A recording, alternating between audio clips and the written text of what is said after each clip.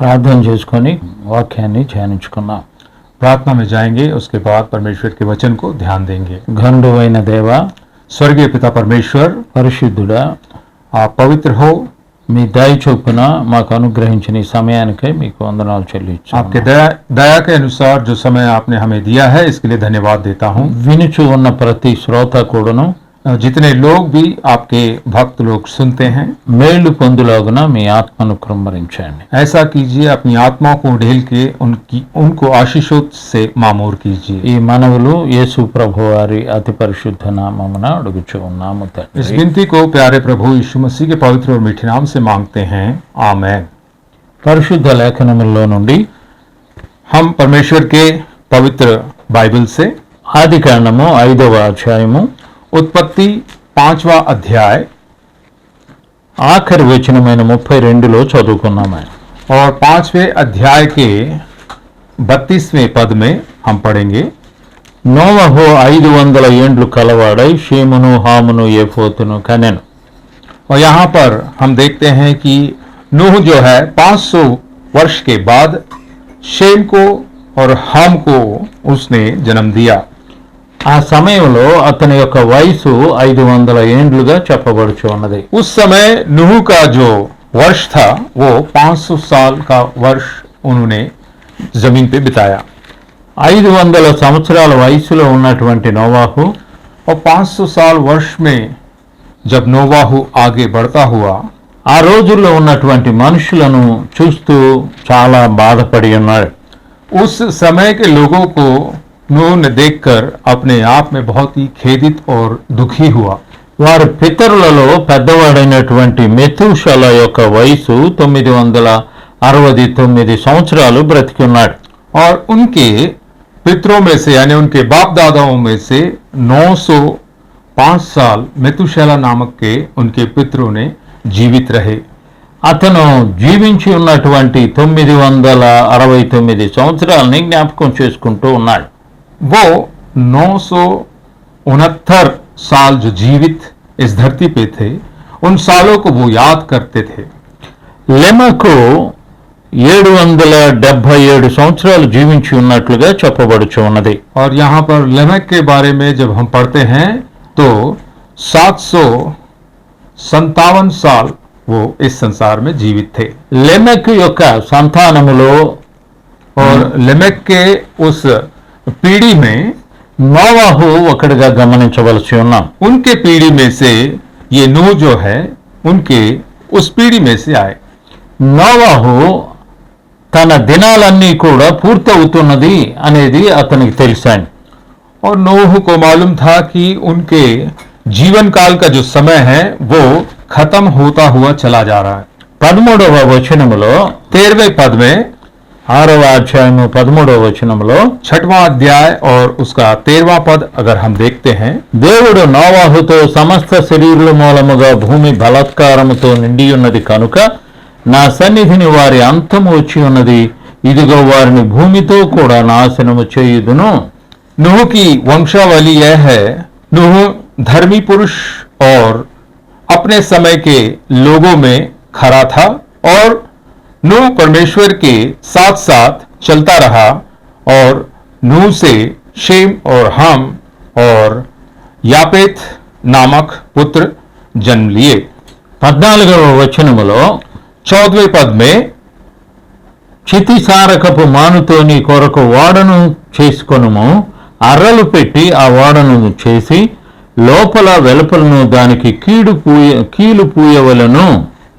और यहाँ पर 14वें पद में हम देखते हैं, इसलिए तू गोपोर वृक्ष की लकड़ी का एक जहाज बना ले, उसमें टोकरियां बनाना और भीतर बाहर उस पर राल लगाना।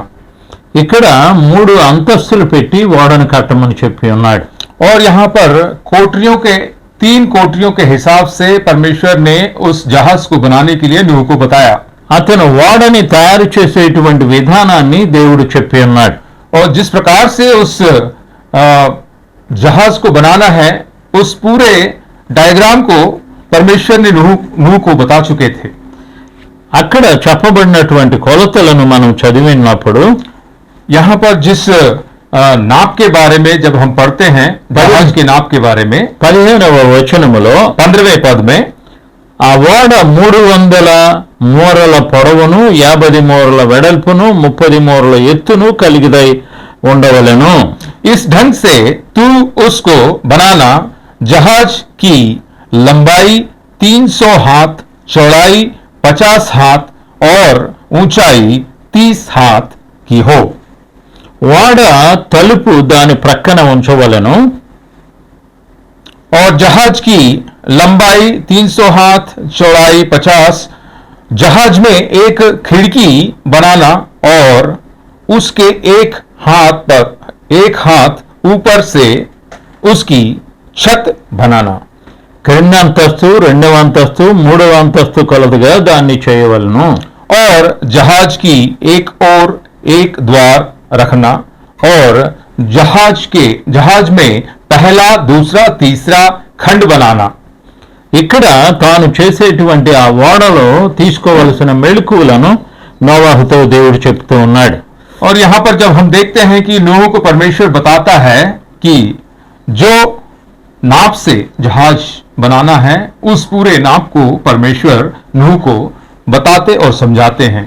ఇక్కడ వారితో కొన్ని నిబంధనలను దేవుడు చేస్తూ ఉన్నట్లుగా చెప్పబడుచు ఉన్నది. और नूह के साथ कुछ यहां पर नियम परमेश्वर ने नूह को बताए. అయితే నీతో నా నిబంధనను స్థిరపరచుదును, నీవును నీతో కూడా నీ కుమారులను, నీ భార్యయును, నీ కోడళ్లను ఆ వాడలో ప్రవేశింపవలను.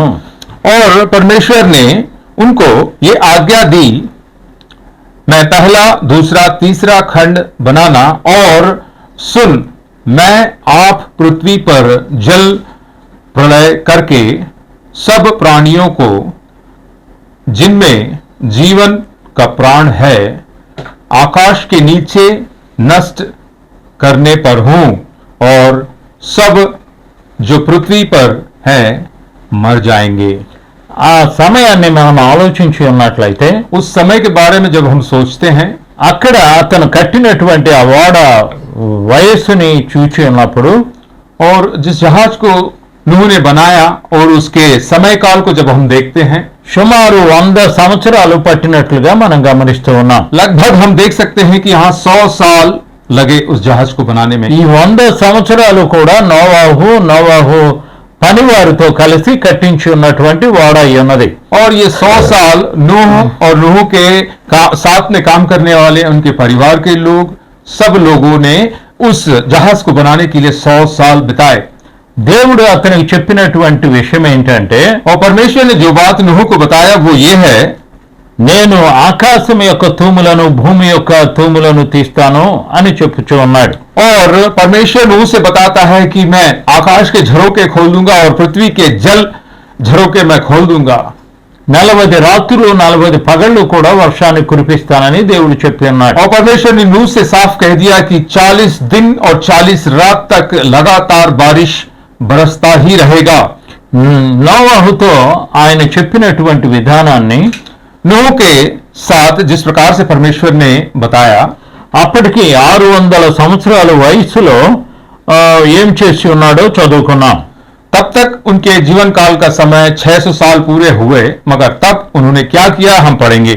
7వ అధ్యాయము 7వ వచనములో 7वें अध्याय के 7वें पद में, అప్పుడు నోవాహు అతనితో కూడా అతని కుమారులు, अतని భార్యయు, అతని కోడళ్లను ఆ ప్రవాహ జలములను తప్పించుకొనుటకై ఆ ఓడలో ప్రవేశించిరి.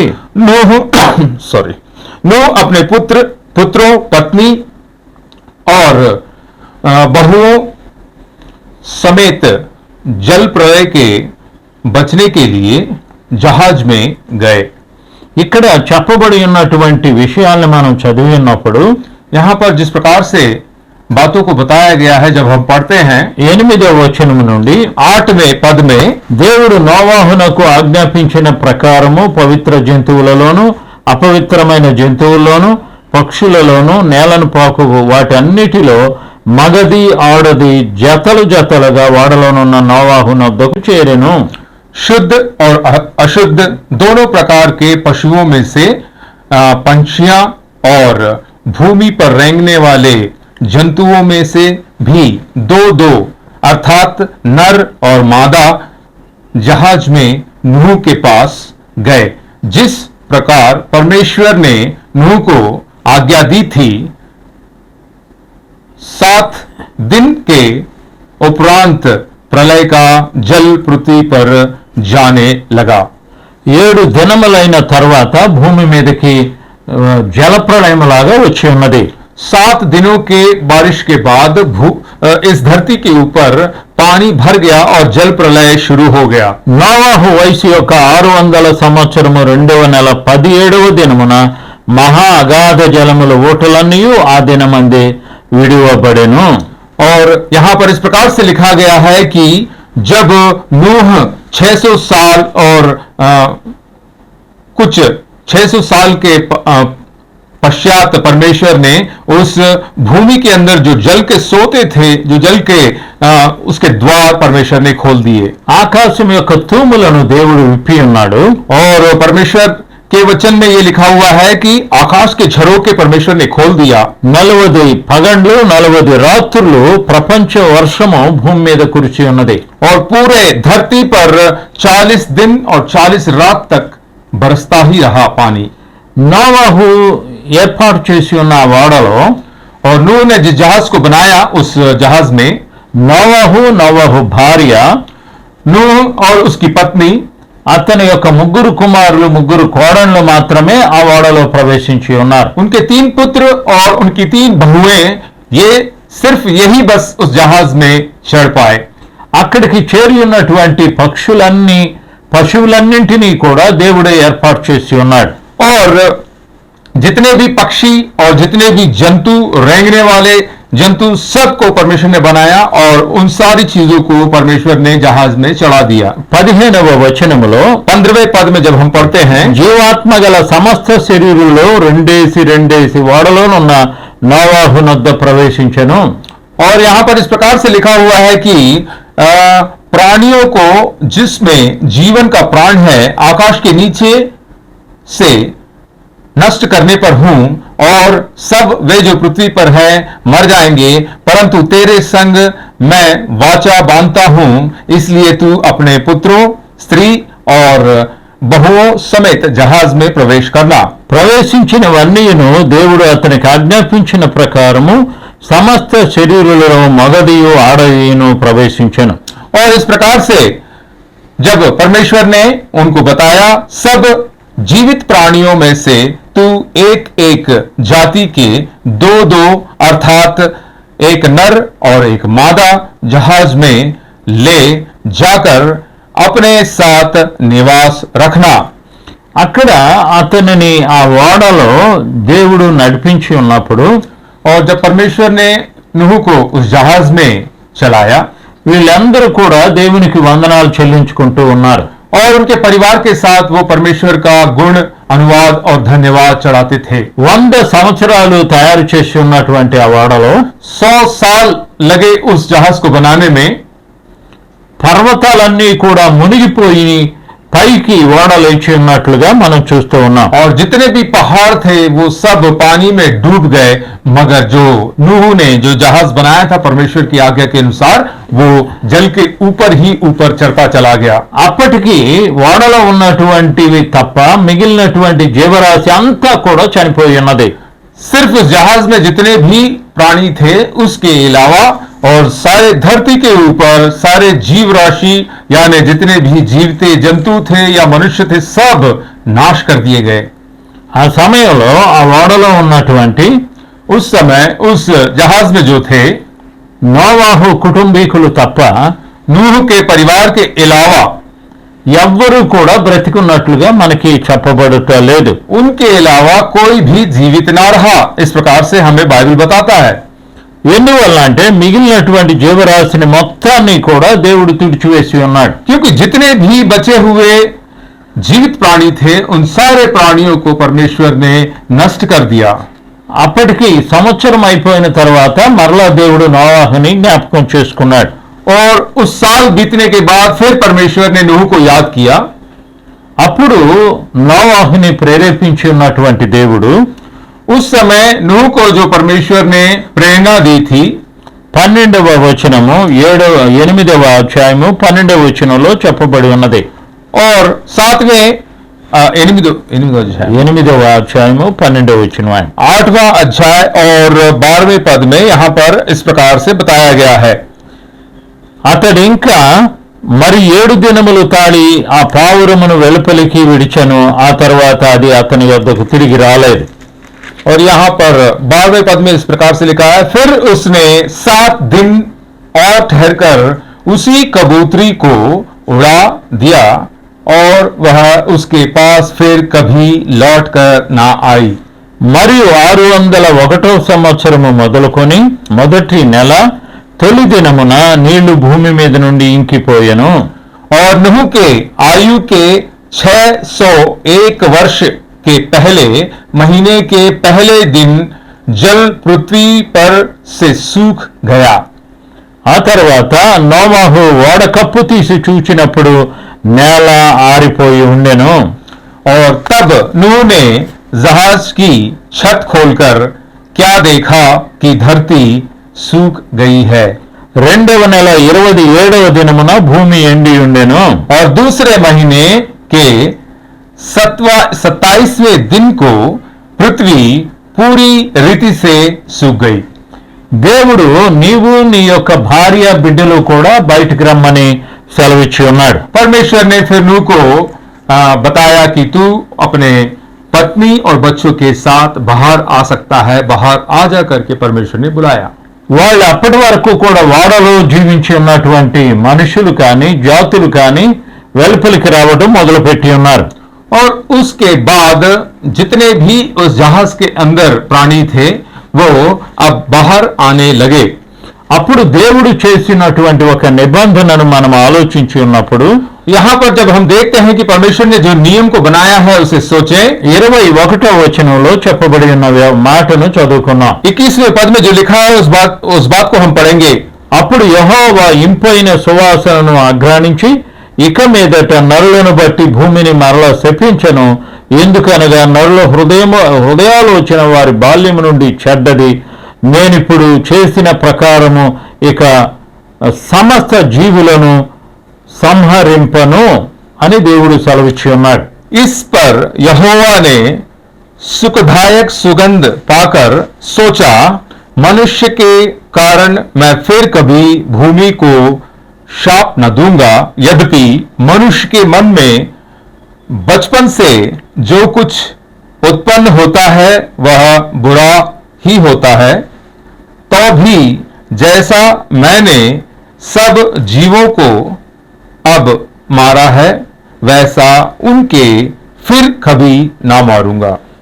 భూమి నిలిచి ఉన్నంత వరకు వేదకాలమును కోతకాలమును శీతోష్ణములను వేసవి తీవ్ర కాలములను శీతాకాలములను రాత్రింబగళ్ళు ఉండక మానవని తన హృదయంలో అనుకొనెను.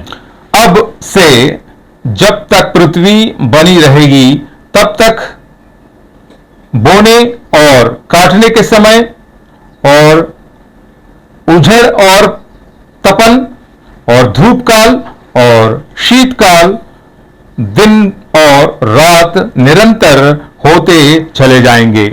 నరులు దేవుని యొక్క స్వరూపులు కనుక और मनुष्य जो है वो परमेश्वर के रूप में बनाए गए हैं, इसीलिए దేవుడు నోవాహు యొక్క సంతానాన్ని కనికరించి ఉన్నాడు. इसीलिए परमेश्वर ने नूह के संतान को आशीष दी.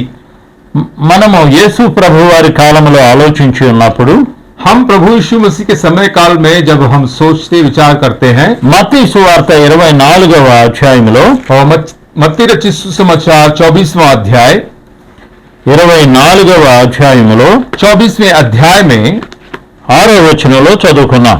और 24वें अध्याय के 6वें पद को हम पढ़ेंगे. మరి మీరు యుద్ధములను గూర్చి యుద్ధ సమాచారములను గూర్చి వినబోదురు. మీరు కలవరపడకుండా చూచుకొనుడి.